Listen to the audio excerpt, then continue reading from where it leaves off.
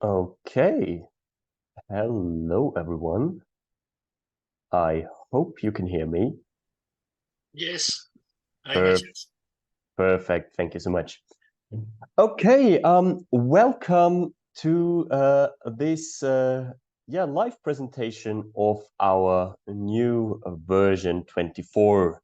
For those of you who don't know us for a longer time yet, every year we release a new version of Analyzer where we try to have a good mix of what people tell us that they need in their daily work as experts, but also of ideas we come up with, and we put that all together.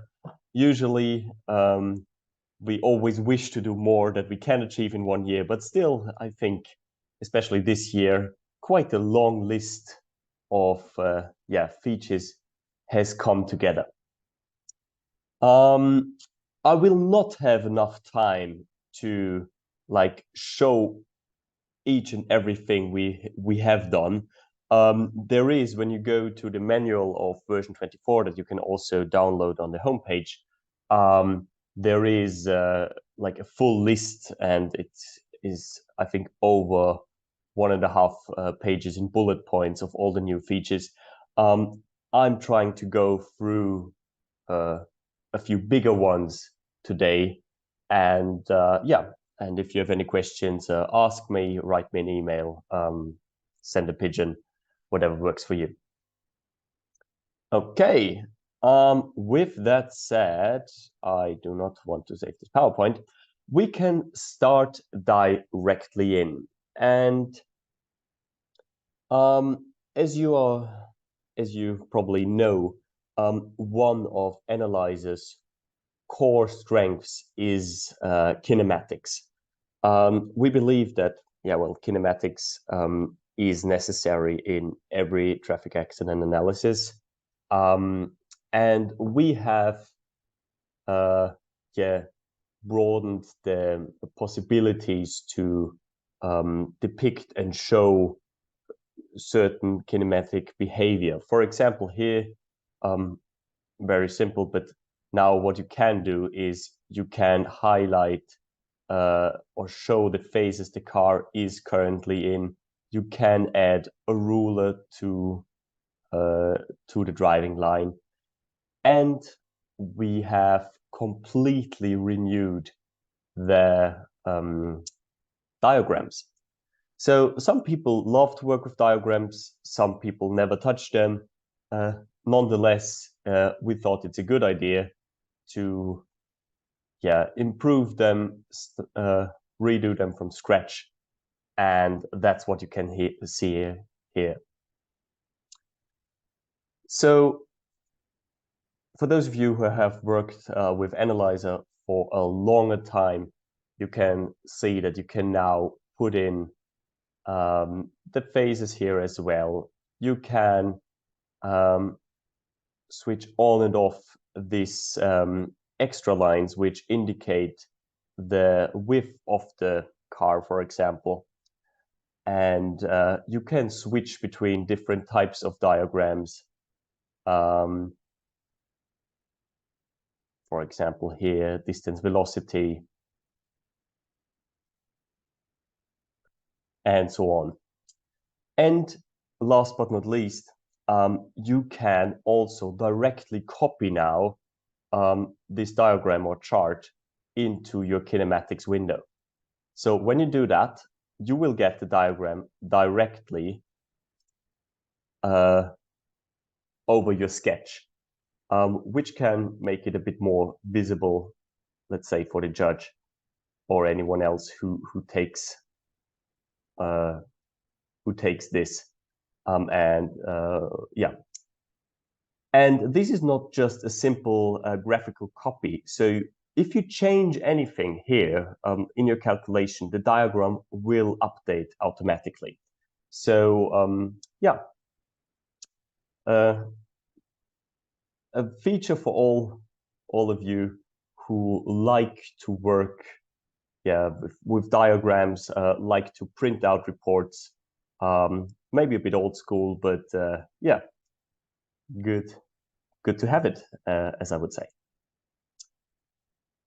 Okay.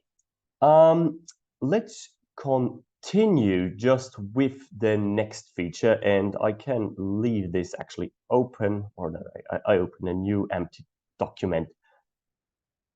And in this next feature, we are going to go into the fancy world of AI.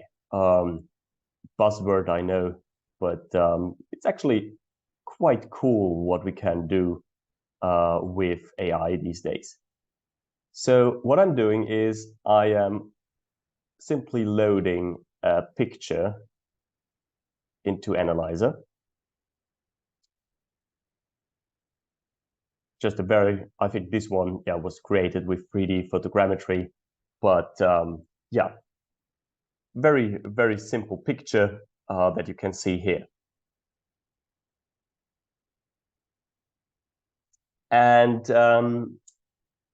imagine you take such a picture from, let's say, Google Maps, or you make a drone photo, and for some reason you need to work with an accident that is exactly here where this parked car is now. Of course, you can let your cars go over that, but it doesn't really look good. So we came up with a solution that we call Image Cleaner. And I'm going to open that now. And the Image Cleaner is an AI-based tool that can figure out shapes and remove them and replace them with what it supposes to be behind it.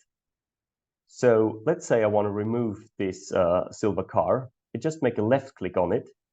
You can see it figures out the shape. And now I can click on remove. And what it does now is it removes it and replaces it with, yeah, this gray stone gravel background. Or this car. I click on it and I can remove it. And you can see it replaces it with this gray of the concrete of the street. Or if you don't like your swimming pool for some reason, or I'm not sure if that is a swimming pool or something else, but even that I can remove. Be careful though, because whatever you remove here will be removed in real life. No, just kidding, of course. But yeah, simply explained, but quite powerful and a bit of effort in the making. So with every click, you can remove any shape here, even the street markings, if you decide that, no, these street markings never have been here, you can just click on them and remove them. And yeah, and it looks like they have never been there. Of course, this is not a call for doing something that is unjust.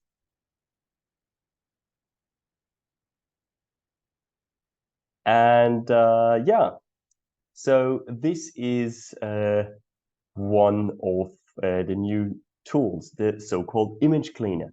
Do you maybe have in between questions about that?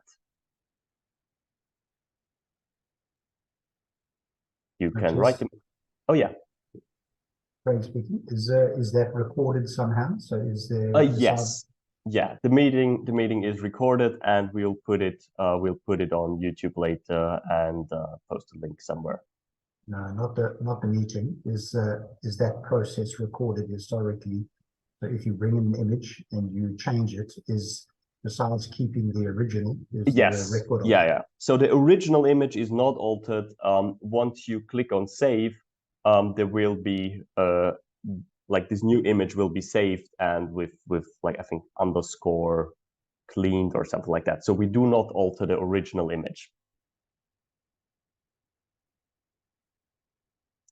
When you clean a 2D image, do you clean also the 3D? No, unfortunately not. We cannot do that, I'm afraid. That might be something for the future, but that's even a bit more complicated than that. Further questions about that?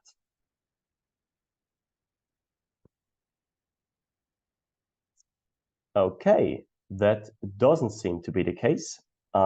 So we can move on. I will close that and open a new file. So the next topic I'm going to address is the topic of laser scanners. So, you know, we can read in 3D photogrammetry from, for example, Argisoft, but also laser scanner files for quite some time now. However, we have massively increased our ability to read in the E57 files. E57 is a typical format, a point cloud format that comes out of laser scanners, for example. And the disadvantage of point clouds is that they are quite difficult to handle if you have especially a large point cloud. So most computers might get very slow or even crash. And what we are doing and what we have done is we are creating a texturized mesh out of the point cloud directly and automatically from Analyzer. So that is still not new with this version. But what is new is that we have massively updated the algorithm that performs that task. And that means we can load even huge point cloud files now in under, like I think we have benchmarked it with a 10 gigabyte laser scan file. We have achieved the conversion into a texturized object file in under 2 minutes, which is good, I feel. This file you can see here now is created by Recon 3D. Thanks to them for providing that beautiful car. And I will save it now. Let's call it car, maybe. And what Analyzer does with these files, and there is no difference if you load an Argisoft landscape or a laser scan file. What Analyzer does, it automatically creates also next to the 3D model in our as a meshed file, it also creates a 2D image of the landscape, or in that case, the car, in order to because we usually just work in 2D and then show the result in 3D.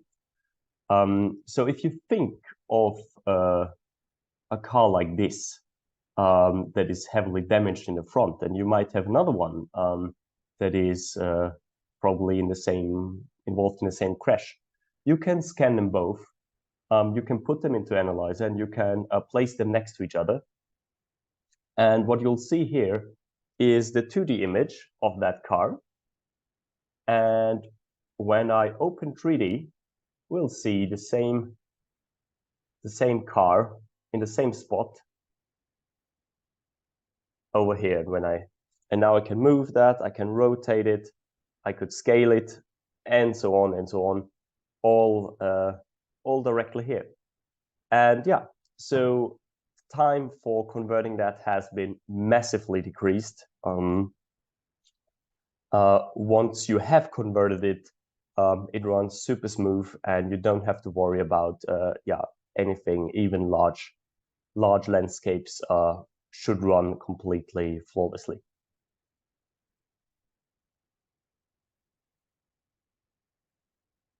Okay, are there any questions about that topic?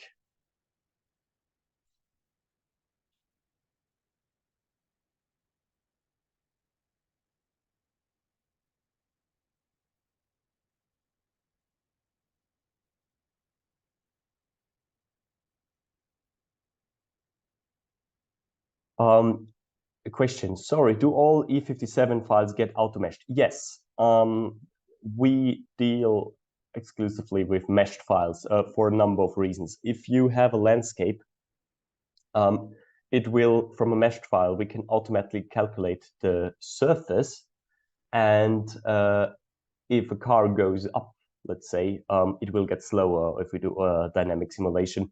If the car goes down, it goes faster, and so on and so on. We can't do this with point clouds. Also, the biggest argument for that is just how easy it is to handle for the computer. It just gets too slow if you load huge point clouds.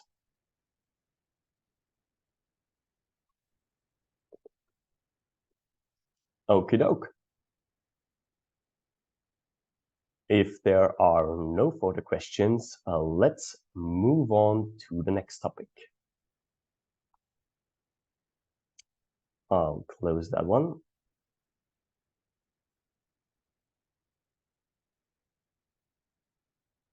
And our next topic is collision analysis. Not any, but automatic collision analysis.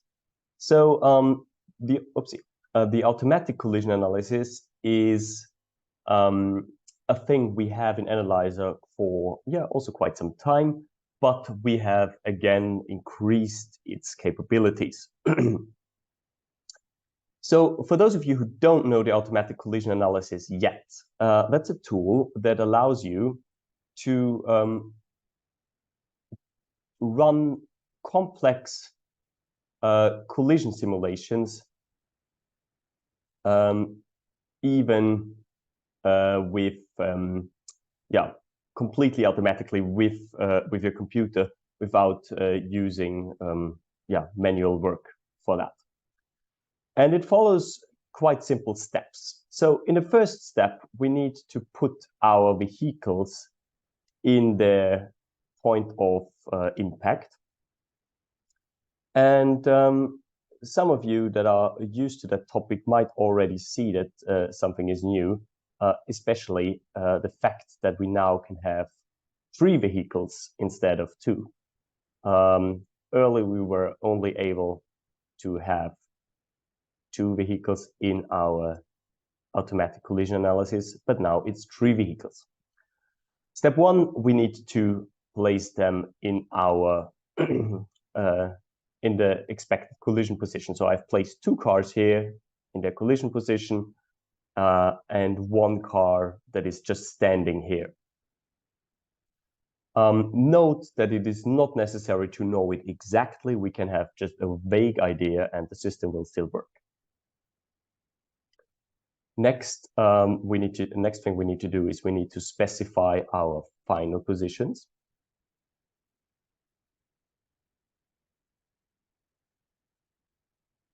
So that's a thing I need to know. I need to have the final positions of my cars to run this.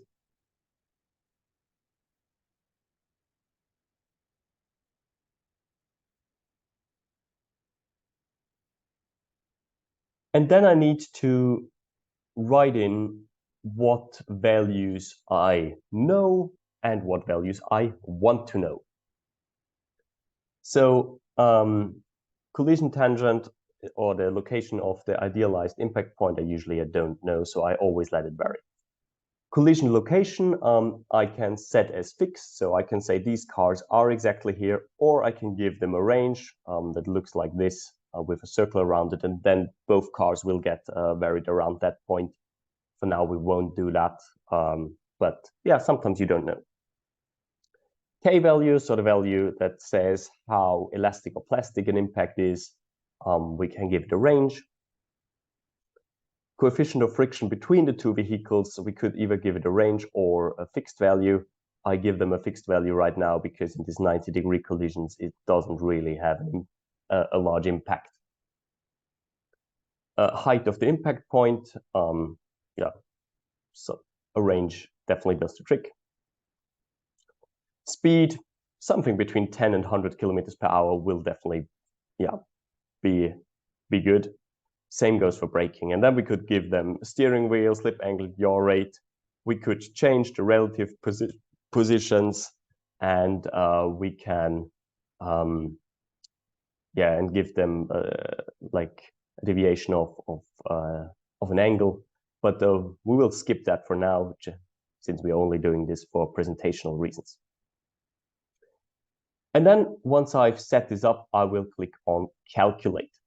So this typically requires the expert to have a coffee because it can, depending on the situation, take something between, I don't know, and of course, depending on your computer, it can take something between 1 minute and, I don't know, 5 or so. But what Analyzer does now is it uses an algorithm to determine combinations of input parameters in order to find out a good final position for that accident. So it not only varies the speeds, but everything we have set up previously. And it doesn't do that only once. It does do that 10 times in a row, but completely, like 10 sets of calculations in a row. You can see this counter going up here. Unfortunately, slowed down now a little bit because whenever I share my screen via Zoom, it gets kind of slow. Yeah, but anyways. So every number that goes up here is one full simulation from collision to final position. And it will do that 10 times in a row. Why 10 times? So first of all, it could be that you have different set of parameters that lead into sorry, I have a slight cold, that lead to the same final position. So let's imagine a car that goes quite fast and brakes strongly. That can halt at the same point as a car that goes slowly and has only weak braking activated. And with doing 10 independent sets of calculations, we can show if, with a relatively high probability, if all the results are in the same range, or are there maybe like 2 different sets of solutions that work. You can see a value here called quality. Please don't confuse quality with probability. In accident analysis, there is no probability. I'm sorry, at least from a mathematical sense or mathematical point of view, because probability, means like 100% is clear. They match the final position perfectly, but what is 0% probability? That doesn't really exist because, but the quality is just a value for you as a user to understand, how good your solution is during the calculation process. We will see it afterwards visually, but if you, for some reason, start that process, I'm sorry, and the quality is always 0, 0, 0, that means that something in your input values is not right. And there no solution can be found. If the quality is 100, you know that there is a perfect match between calculated position and final position and wanted position. And of course, we don't have to wait till all 10 calculations are gone through now. We can always cancel and see them when they are fully done. So if you have any questions, then please let me know. Oh, I can read in the chat. Is it possible to replace a vehicle for an obstacle? Yes. Yes, or a lamppost, yeah, or whatever static obstacle you would like to put in, you can put in. That doesn't matter. Any other questions about that?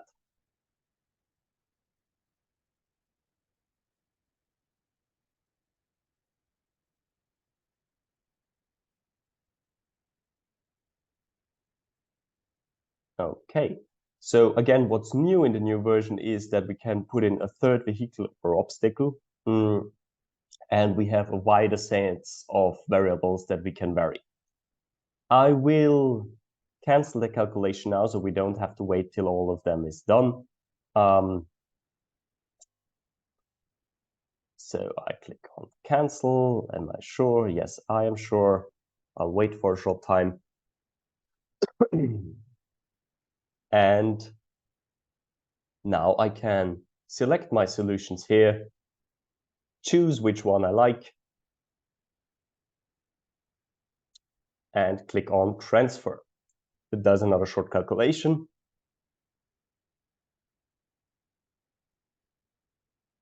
And we have our collision analysis completely done. We could manually refine the process, but we can also just put in the calculation, like the pre-collision analysis next. Are there any further questions? Third vehicle and height of impact point are two big news. Yes, because that allows us to do a quite bigger range of accidents to deal with that. We have tested this tool with several crash tests and it works almost perfectly fine. Yeah, for all types of accidents.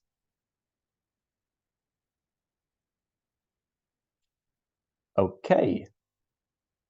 If there are no more questions, we can continue to the next topic.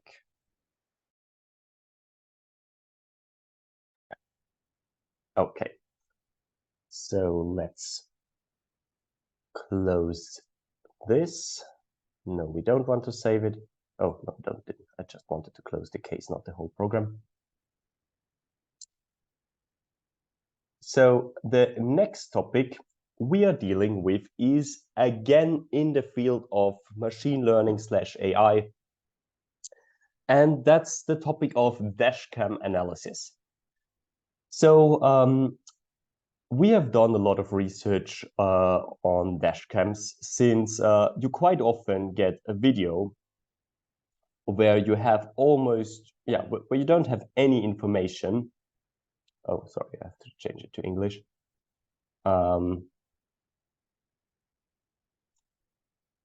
Where you don't have any information and just a video of where the car rides, essentially. And we have trained a machine learning algorithm to read in the data and automatically determine speeds out of the optical flow. So what does that mean? Well, in a nutshell, you give an algorithm training material of test drives, and you give it also the speed it comes with. And if you train enough and with a large set of data, what you can do is you can adjust it to any type of data and just put it in and then calculate the speed out of it. And that's what we have done here. So what you can see here is the original video. Now it's a bit slow again. Sorry, due to Zoom, that slows everything a little bit down. And just out of the optical flow, the speed of the moving car, not the one in the front, not the one on the side, the one that where the camera is in, gets calculated. We are training several different models, and most of them are unfortunately not done yet, but they will be done in the next couple of weeks. However, the algorithm works quite well, and with that you can get speeds out of moving vehicles without having any reference distance, without any other piece of information. We are standardizing the videos to a 10 Hertz frequency because the algorithm was trained with 10 Hertz. And but you don't have to worry about that. Analyzer does that automatically for you. So once you have played this through, you can click on cancel and you will see your speed profile here. You can select a certain range and you can transfer that speed directly to Kinematics. Didn't take long to explain, did take long to develop, I can tell you that. But are there any questions about that topic?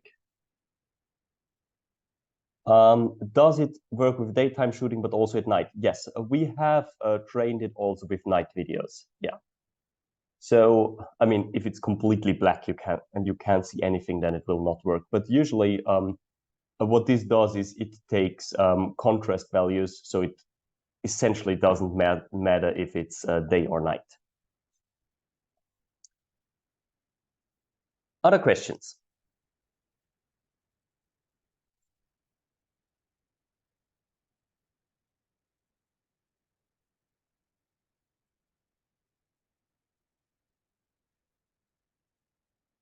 Well, that doesn't seem to be the case.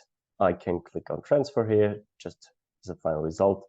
And we have this data now directly here in Kinematics. Can click on play and have the same vehicle going here.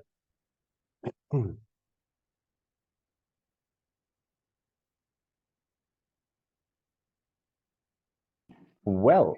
So, sorry, Matthias. Yes. I will speak because it will be much quicker than me typing. Absolutely.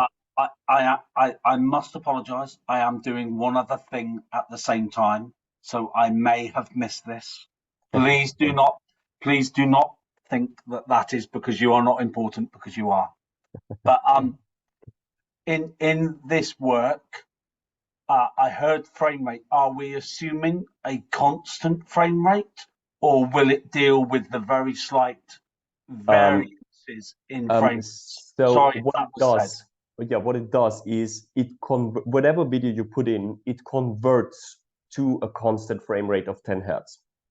Because we have to train the algorithm, the machine learning algorithm, on one frame rate. Otherwise, we would have to make one machine learning model for every possible frame rate out there, and yeah. So every video you put in there will be converted to a 10 Hertz rate, which should be by far good enough, given that we have an error of ±1 meters per second anyways. Yeah, so this tool is designed to get a level of speed, not to get the precise, is it 60 or 61 now? Okay, I hear you. Thank you. Perfect. Craig writes, Matt, no doubt this video speed analysis will be challenged at some stage in some case. To what degree has the video speed analysis been validated in some research published to this? So this is super new. So there is one paper that I did for the EVU conference this year, but there is not a validation, like an independent validation for that yet. However, that will come. We are currently increasing our, the quality of the existing models and putting in new models as well. For example, we are currently training a model for motorbike riding, which is different because then you have the tilting in the camera. So all of that will come at some point. All of these extra models or increased models will come in the next few weeks and months in Analyzer 24 automatically for all users. And once we feel that like it's the best we can possibly reach, we will yeah, put it out there and see if anyone wants to write a paper about it. And yeah, so far the best we can achieve is 1 meter per second mean square error. Eugene writes, so maybe it's up to the analyst to make a video conversion to 10 frames per second. No, Analyzer does that automatically. If you load in a video that has not 10 frames per second, it will say this has not 10 frames per second. I will convert it to 10 frames per second. So this is handled by Analyzer automatically. Hey, Matthias. Hi. I was just thinking, if the video is not in the proper frames per second, like if it's variable or whatever, you can convert it to 10, and then this way all the frames land in the correct spots. You know what I mean? Yeah. I mean, if there is always a risk that you have like a slight deviation going on. But again, this doesn't really matter for the reason that this is a tool for getting speed levels, not precise, is this 60 or 61 calculations. So for example, what you see down here in red is the zigzag line is what it calculates out of the optical flow. The blue is a fit curve. So we would always take the fit curve. Anyways, you can change the polynomial degree of the fit curve, but in the end we'll take a fit curve, and so it doesn't really matter if the frame now, that the converted frame to 10 hertz is now like 0.07 seconds later or earlier, because that will be evened out in any case. Okay. Yeah, just when you start working with smaller frames, like if you only have it for a few frames, then it becomes a lot more sensitive to error. So yeah. But yeah, very interesting. It looks really, really cool. Thank you. Yeah, one thing I have to mention about this is also it won't work for a super duper short video because the first 20 frames the algorithm needs to adjust. So you need something that is at least a few seconds long to make this work. Yeah, that on a sideline. Okay, if there are no more questions, we can go on to the next topic. I will close that. And the next topic is about Bosch CDR. So CDR is a big topic for many years, and we can read in CDR data for quite some time already. But with CDR comes a lot of ups and downs, I would say.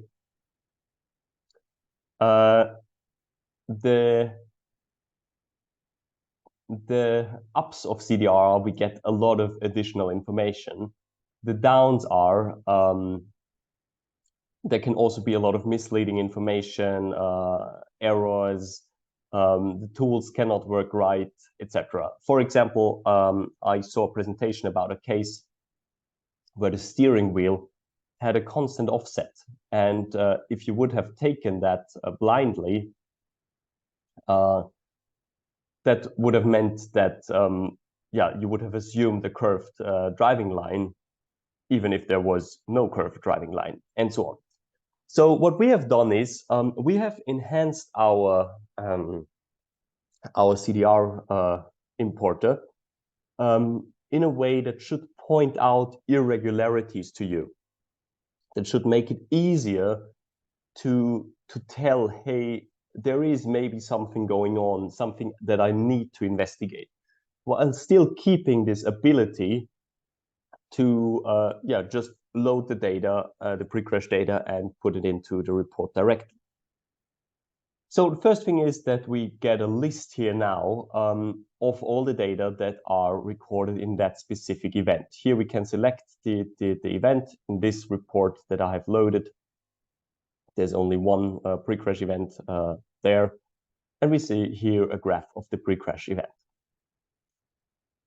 We also see, we can also have tables now where the values are a bit more sorted than they are in the CDR report directly. And we also do have calculated deceleration out of these values that should point out if something is like a bit high. Negative value means here it's an acceleration. And I'm not saying it doesn't necessarily mean that this is wrong, but it's just pointing out if something is, yeah, weirdly high by highlighting it in orange. You can also, of course, just see the crash data. In this case, there are only delta V longitudinal and lateral inside. But if there's more would show up. Yeah, to give you an overview about the data that is inside in a more comprehensive way. Second, we have put in the ability to show all different types of values in a diagram. So the speed or the steering angle, but also gas pedal or yaw rate, and so on and so on. All these values that are in here, you can show in a graph and check or put them into your, copy them to your report, whatever you need. Then another quite important part is the visualization. Sometimes it's quite good to have a feeling what the person in the car was doing by just looking at it. And here we have the whole pre-crash, a steering wheel, a speedometer, the engine RPM, then if the brake is activated or not, and to which extent 0% to 100% the gas pedal is activated. And then when I move forward here with this bar, or here, you can see what the driver did. So for example, here he stopped braking. Then he went to the gas pedal and he started steering in a different direction. And so on. So this is something that should help you getting an overview and to get an understanding what the driver did just by looking at it. Yeah, exactly. Last but not least, you can export all the data as a CSV file. That is basically to have it in a different form that is more user friendly if you want to copy it somewhere, because the CSV file you get from Bosch directly is a mess in a nutshell. And of course, you can mark all the phases you want to use in pre-collision analysis, and you can transfer them directly. And you can see here that person apparently did burnout. We saw that before with the rotating wheel. And yeah, that's it about the CDR tools. Are there any questions about that topic?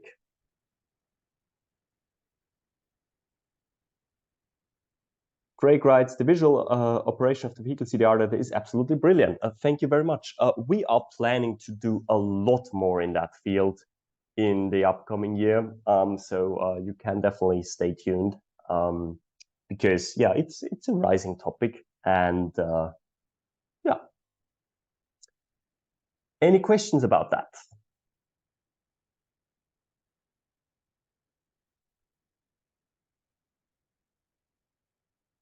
If that is not the case, these were some of the bigger news of version 24.